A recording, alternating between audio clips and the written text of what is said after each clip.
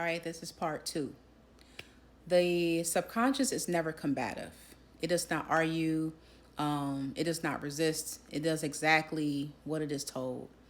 So your internal and external environments are always one and the same, meaning what is happening within you will always reveal itself outside of you. And here is the exact shift. See, you control the dynamic. You literally control the paradigm. You have the power to recreate a whole new paradigm. So, in order to change your circumstances, this requires that you sit with yourself. You absolutely must become aware of the energies, the frequencies, and the vibrations that you are emitting. And this is exactly why language matters.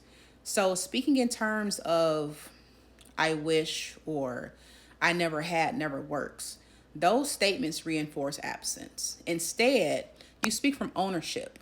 Everything goes my way. This is already mine. I am at the finish line. I am the destination. Because remember, whatever you impress upon your subconscious, it will obey without exception. It does not ask questions. Remember that. So let's take this a step further. Hell is a state of mind. When you are surrounded by chaos, drama, toxicity, and negativity, your subconscious absorbs all of that. So that environment becomes your reality. So this also places you at the lowest possible frequency. Now, just like I mentioned, hell is not a place. It is the lowest vibration a human can operate within. And like I've said throughout this entire video, it always begins in the mind. You master the mind, you master the body. And also, your words are decrees. So, when thoughts of fear, doubt, lack, or limitation arise, you don't entertain them. You command them to leave. You say things like, you have no place here. I rebuke you. I return you to sender. You do not belong here. Leave now. And this is exactly how you reclaim your power. It's it's a process. It's day by day. You begin to transform your mind into a fortress. It becomes a literal firewall, meaning nothing penetrates it, nothing overrides it, nothing breaks through. Speaking of breakthroughs, understand this. I'm going to pivot a little bit. You are a natural healer of self. So, anytime you embody, declare, and decree statements such as, I am strong, I am capable, I am healed, I am healthy, I identify as this, I am undeniably unstoppable, your subconscious immediately goes to work. It begins searching for confirmation, and reality starts to bend towards your will. So, as we established earlier, words are commands, and what you write also becomes law.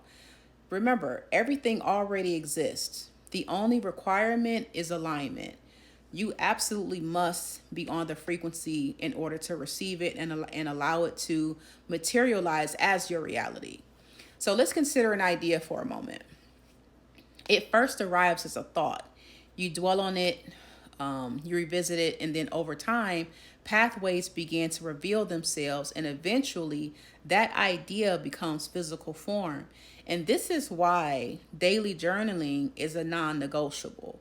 In order to master your mind, you need a reference point, something that you can return to the very moment that doubt attempts to creep in.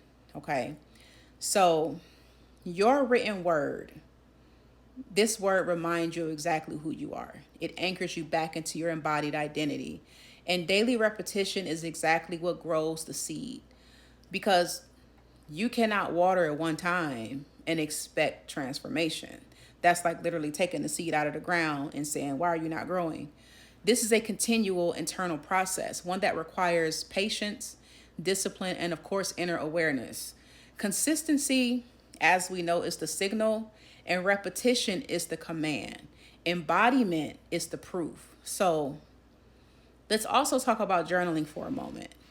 As we know, our devices, this day and age, are equipped with apps designed for journaling and reflection. However, before any of this existed, there were physical diaries, physical journals where, we will write things down by hand, and that distinction matters. A physical journal carries weight, okay? It represents power. It also represents embodiment. It also represents change. And saving your thoughts in your phone notes, or I don't know, a Google document is convenient, but it is not the same.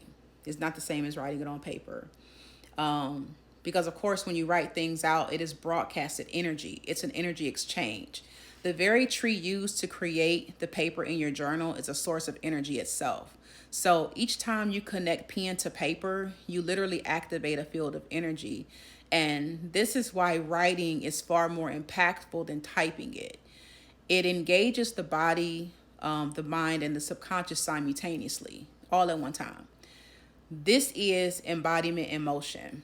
So before I close, remember this. Take your power back. You must become the director of your own movie. You are not just the actor. You are the director, the narrator, the cast, and the creator. Full control, remember, begins in the mind. So when you journal today, write this down and ask yourself, who am I identifying as today? What do I think of myself? What do I think of the world around me? How do I feel about my current situation, circumstance, or even environment?